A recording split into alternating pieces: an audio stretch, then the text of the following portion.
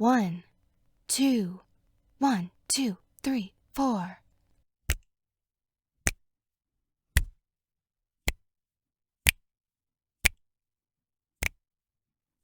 Hi, Hi, how are you? just fine. Let's Let's have have a a late late night night conversation. conversation. How's my hair? It looks great. What clothes should I wear? What you got on is fine. Let's Let's have have a a late late night night conversation. conversation. And now, here are the masters of the late night conversation, Taryn Ray Smith and Jacob Pyle. Thank you, Jeff Jeffries. Hello, and welcome to this morning's Late Night Conversation. My name is Taryn Ray Smith, and joining me from his studios in Sharpsville, Indiana, my co-host, Jacob Pyle. Hey, Taryn. Thanks, everybody. First off, before we continue, our thanks to Zach Brown for filling in for us last week. He did a great job. Second, this show is not meant to replace Jacob's wonderful conversations with guests. Third, don't let the name of our show deter you from being a guest on our show. We usually tape the show as if it were a live show during the late morning, early afternoon hours during the week. If you stay tuned to the end of the show, Jeff Jeffries will have some information on how you can be a guest on our show. And finally, despite Jacob being an amazing co-host, he's just as amazing at producing this program. And despite that, as a way of keeping our conversations unscripted and to keep my reactions real and genuine, I have no clue as to what we're going to be talking about on each week's late night conversation. All topics and ideas discussed on the show have not been shared with me prior to taping. With all that being said, we just got back from a well-deserved week off due to Memorial Day this past Monday. I'll start with you, Jacob. How was your Memorial Day? It was good. Before we get into our conversation, I know how some people are. I was racing around this morning. I got up about 10:30. I had to run a few errands and grab lunch before you knew it was almost time for us to meet. So I'm going to kind of sit down and have some mac and cheese as we're doing our little conversation today. So just wanted to give you guys that heads up now. But as far as Memorial Day, it was good. I had an amazing day. I did get, I have to tell you, Taryn, I got a really sweet message from you this past Friday. Um, a, a lot of the reason we take holidays off or the week before or the weekend before a holiday off usually is because I think of the show like a viewer because if you like on say Christmas, a lot of people are getting Christmas presents ready, getting all last minute stuff ready for that.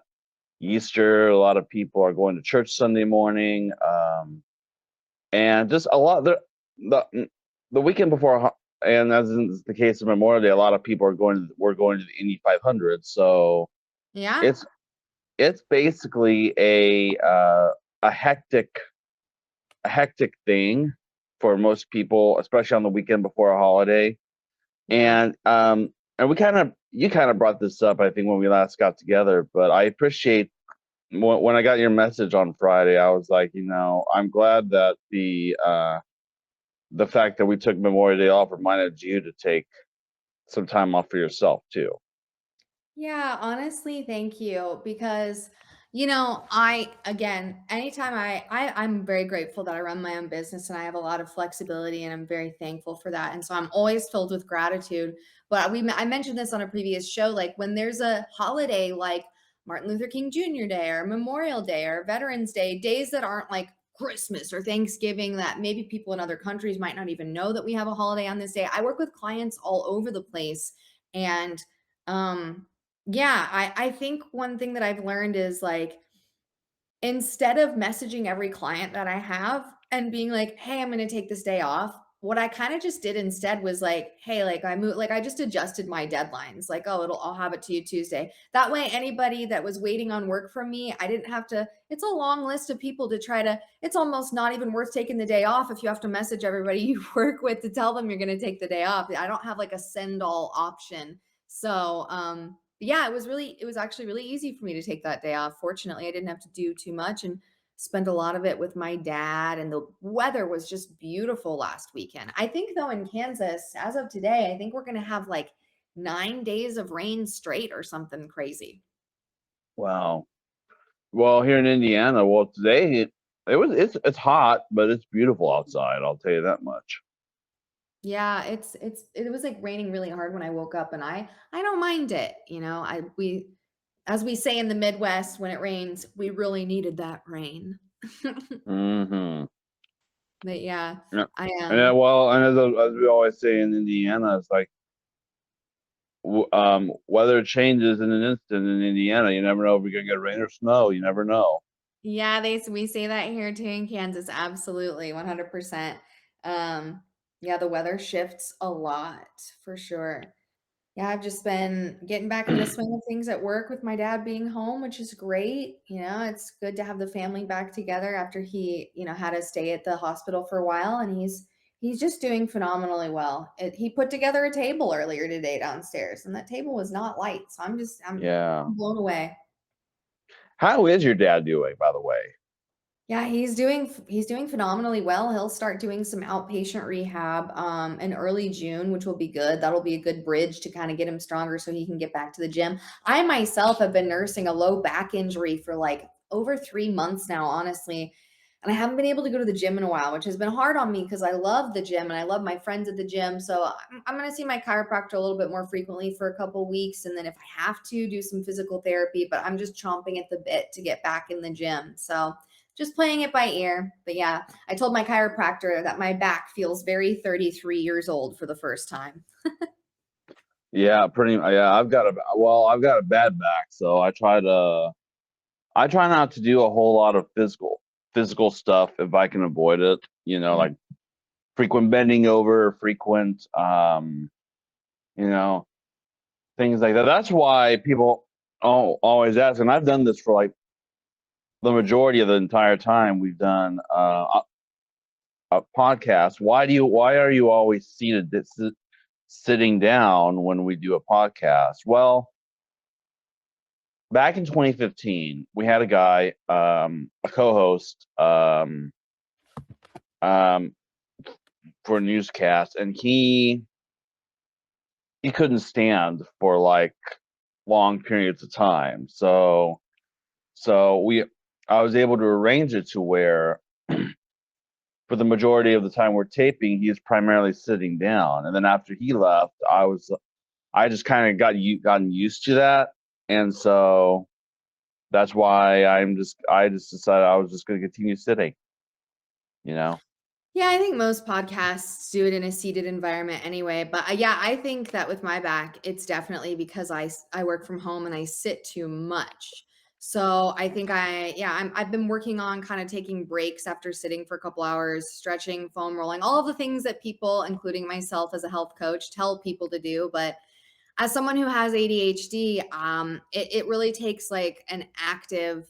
It's a new skill that I'm learning to get up and take breaks because with ADHD, I love to hyperfixate and I like to sit down, do all my work, get it done, and be done. And I'm having to learn, that I need to take breaks. I need to stretch more. I need to not just get off work and go to the gym, but like find times throughout my work day to get up and walk around more, basically.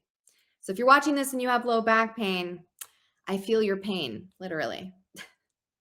That's well, I mean, that's partially why I do my walking exercises too, because like I feel like if I'm not at work and if I'm at home, I'm pretty much just laying down or sitting down or things like that. Whereas if I get up and walk, I just kind of walk. I was having a talk with somebody about this last week, and they're like, do you know how many laps? It's like I don't care how many laps of walking do, just as long as I do it for like 30 minutes a day, I'm good. Mm-hmm. And I do, and the nice thing about where I live is I live within close walking distance to places. So sometimes, even when it's on a beautiful day, sometimes I'll even walk. Like say, I'll walk to the grocery store. I'll walk to like say a restaurant and get something to eat because I have that ability to do that.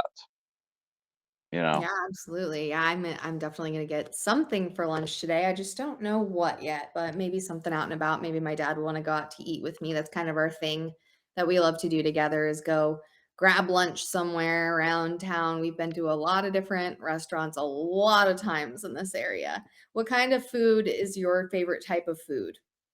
Or like favorite kind Well, it's funny you mentioned that because I have a friend of mine who thinks I should be featured in our local page. Do you guys have a Chick-fil-A near you? Yeah, I have one right up the street. Okay. Well, someone said, why don't we should do someone called the newspaper, our local newspaper here, and feature and tell them that I'm the guy that eats Chick-fil-A every day, except Sundays, of course. But, Oh, yeah. and I really didn't, I still think it's not a big deal because, like the Chick-fil-A in Kokomo, the Chick-fil-A near where I live has only been open since February. So and I've been there like practically every day or most days getting food from there since they opened. So you really like Chick-fil-A. Very good. I mean, I their waffle really fries like. are really good. No, the funny thing was when I used to live in Noblesville, it started when I lived in Noblesville. There was a Chick-fil-A near there, so I would always go there for lunch every day. And then, hold on. It goes farther back than that. I was working in Carmel, and there was a Chick-fil-A near there. So I think after my first job interview, I went over there for lunch. And then when I started working over there, I started going there for lunch. Then when I moved to Noblesville, I started going there for lunch. I took about and then when I moved back to Kokomo, I had to take a break because at the time, they were in the planning stages of getting Chick-fil-A open, but there was no Chick-fil-A at all in Kokomo yet. And then now that they got it open, here I am. Yeah, we've had them for a long time. Yeah, we have pretty much every fast food chain that you could think of. And then, of course, since I'm in Kansas City, like the Kansas City area, we got a lot of good barbecue around. A lot. Mhm. Joe's Barbecue is really good. Zarda Barbecue is also really good. I know members of the Zarda family. My dad also went to school with members of the Zarda family. So yeah, I don't know. Kansas City's an interesting place. It's not big, but it's also not small. Yeah. What do you usually like getting? Do you have a favorite food item that you like to get at Chick-fil-A? I don't eat Chick-fil-A that often, I'm not gonna lie. I like Chick-fil-A, but I just don't always go there often. But when I do go, I usually get like a chicken sandwich or their chicken nugget bites and then the waffle fries. But you got to get it with the Chick-fil-A sauce, of course. But when it comes to fast food, oh man, I really love Taco Bell. I like McDonald's a lot. I never eat Burger King and I like never eat Wendy's.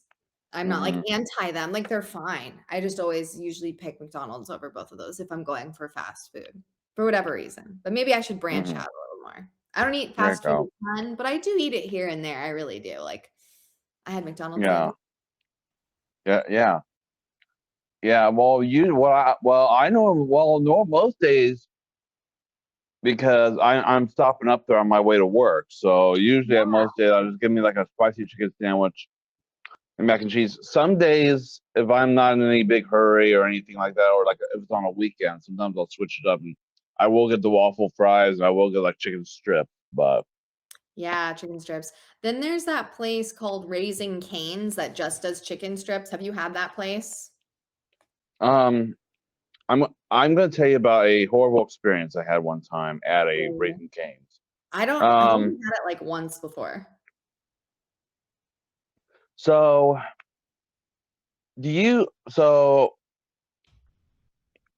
kind of share on our show a lot about my experiences with what I have to deal with. So for those of you who are just now seeing this for the first time, I'm going to catch you guys up a little bit. So, and this may sound a little strange, this may sound a little crazy, but hear me out. I get seizures when dogs bark. Mm-hmm. So as a way of trying to avoid that as much as possible, I always have headphones in when I'm outside. That way, like I got with white noise playing. That way it does not affect me nearly as much. Mm-hmm. And same goes with screaming, crying kids. Yeah. That's why people always ask, why do you don't have kids? And I'm like, well, kind of chose not to have kids for that very reason, because I don't want the kid to ever think that they are not loved. I love kids, Yeah. but they're not. But and I don't ever want my child to think that they're not loved because of what I have to deal with. So Aw. that's the primary reason. But going back to the raising Cane's thing, I went to a Raising Cane's one day, got lunch, and I went in, ordered my food, and sometimes when I always try to order from any restaurant I go to, I always try to order from an app, just so that way there's no communication barrier Yeah. between. One day I went in there, ordered my food, and I was trying to make out what the cashier was saying. I can read lips a little bit, but I can't read them very well. And Mhm. finally, the cashier was very rude to me. She was like, "Can you please take your headphones off?" And I'm Mm. like, and what was funny too was I had an interview. I was going to go in for a job interview at that one time, but this was before I got the job I am at now, and I immediately canceled the job interview after that, because it's like, if that's the way I'm going to be treated, I'm like, no, if that's the way I'm going to be treated as a customer, I can, because I've worked fast food before, I can't imagine how it's going to feel like working back behind the counter. So I'm like, no. Nope. Yeah. Yeah, that's not very accessible. I've had, yeah, just I totally understand. Not everybody is um understanding or accommodating as they should be. Actually, when I was in college, I made a brief documentary for one of my final projects, my capstone project, and it was called Before You Speak. And I made it with a friend of mine who was also in the course. And it was basically a documentary where I interviewed several people who had disabilities. One was Dot Neri, and she was actually a person who worked at KU, but she also was one of, you ever see pictures of the Americans with Disabilities Act where they're marching in Washington and they have these signs? She was literally one of those people who did that. So that was cool to interview her. And then the other person was a friend of mine who had gotten in a bad car accident and became, wheelchair bound. And basically, the whole documentary was kind of about like situations like that, like how we can be more accessible for people with disabilities, where the areas of opportunity are, because there are a lot of them, and how we can all just think before we speak, that we don't always necessarily know what someone else is dealing with and what their accessibilities and accommodations require. And so I always try to keep that in mind, and everybody should try to keep that in mind. And I'm not expecting expecting everybody to understand what I have to deal with, because I say it as, I always think of it as what I call a silent thing. I can't say anything to them. They can't say, they can't say anything to me. Like today, I was walking into Chick-fil-A, and there was, luckily my seizures weren't going off, but there was a doggy inside a vehicle in the car. Mostly, like, if I can see if the dog's on the leash, I can always try to figure out an alternate route to go to, just to avoid the dog if possible. But sometimes, like, if someone's got a doggy in the window of a car, then I can't see that, and it's hard for me to tell.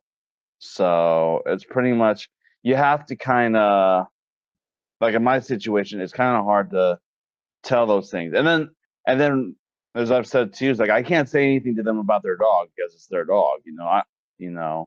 Because I love dogs just as much as I do kids, but but it's like I can't say anything to them, and know what's going on. So most of the time, if my seizures do go off, it's like they don't know about it till it happens, all the time. Yeah. So.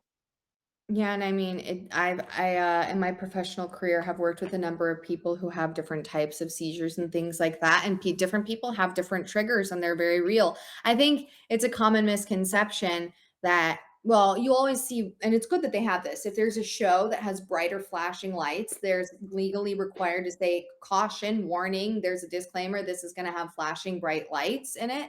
But I think maybe it could possibly be expanded, if there are other things that, like you said, auditory things that trigger people who have seizures, those should be taken into consideration with disclaimers on movies and shows as well, you know?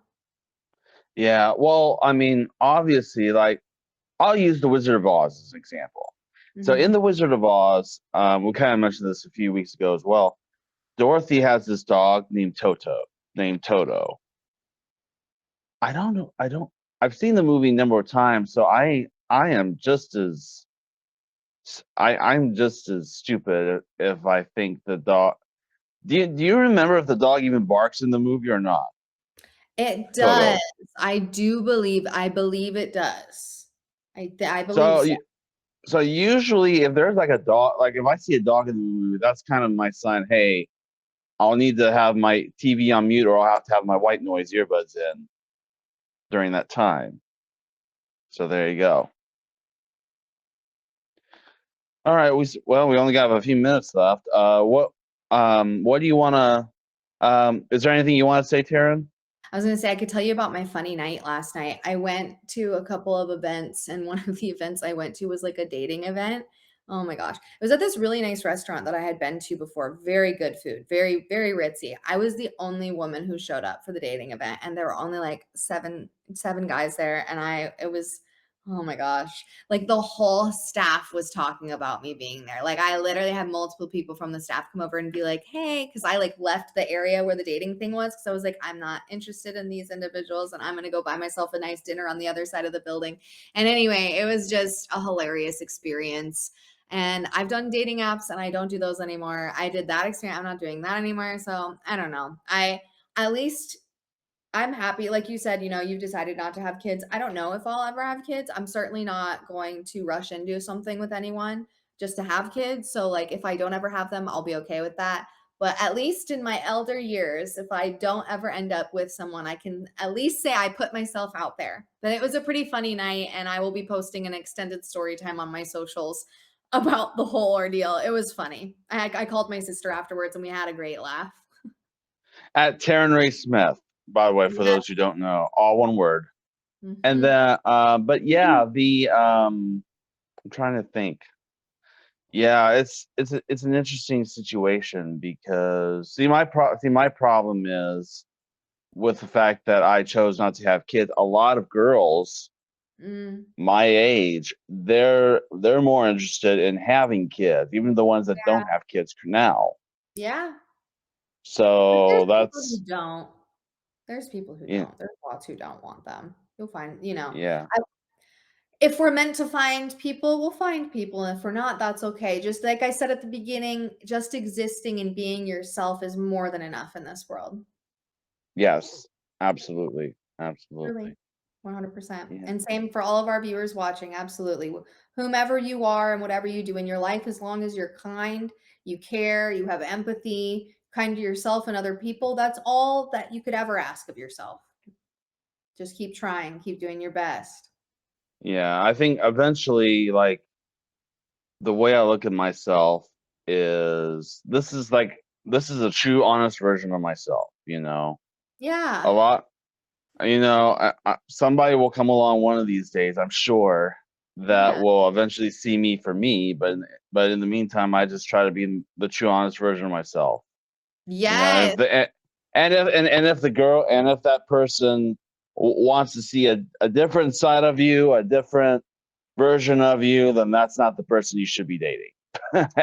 Exactly. Amen, brother. Totally 100% Yes. hit it right on. Amen.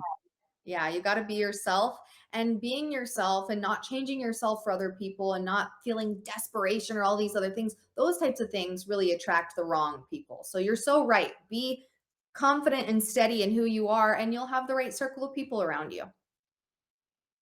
Right. Right. Well, Jacob, there's a lot more we can talk about, and we will have to continue those conversations next week because that's all the time we have for this morning's late night conversation, and we hope to see you then. You have any positive words of affirmation you'd like to share, Jacob? Yes. I am allowed to feel upset, angry, and sad sometimes. That's part of being human. What about you, Taryn? I am willing to give myself the grace that I deserve every single day because my existence is enough. I love that. Thanks. From my studios in Sharpsville, Indiana, I'm Jacob Pyle. And from my home in Kansas City, Kansas, I'm Taryn Ray Smith. One last thing before we leave. If you hear someone snapping their fingers in the middle of a Saturday night, don't worry. We're just snapping our fingers to the beat of another late night conversation. Thank you all for watching. Stay safe and goodbye, everybody.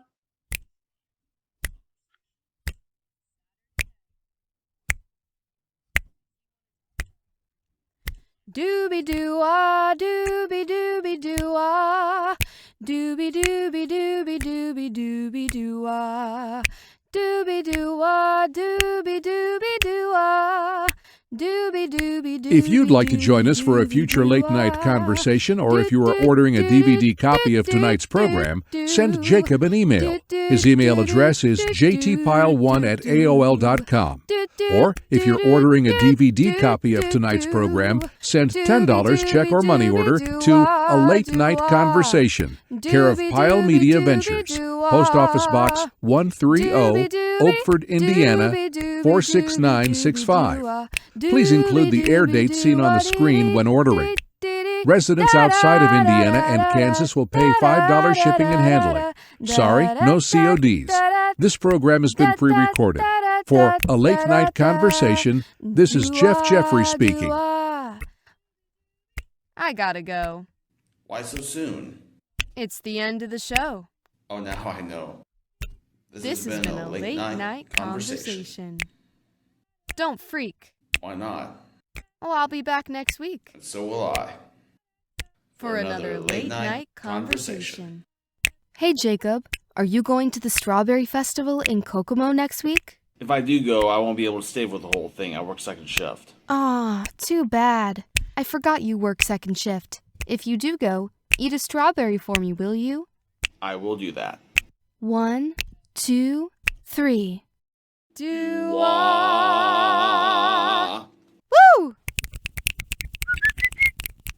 Yay, that was fun. See you next week.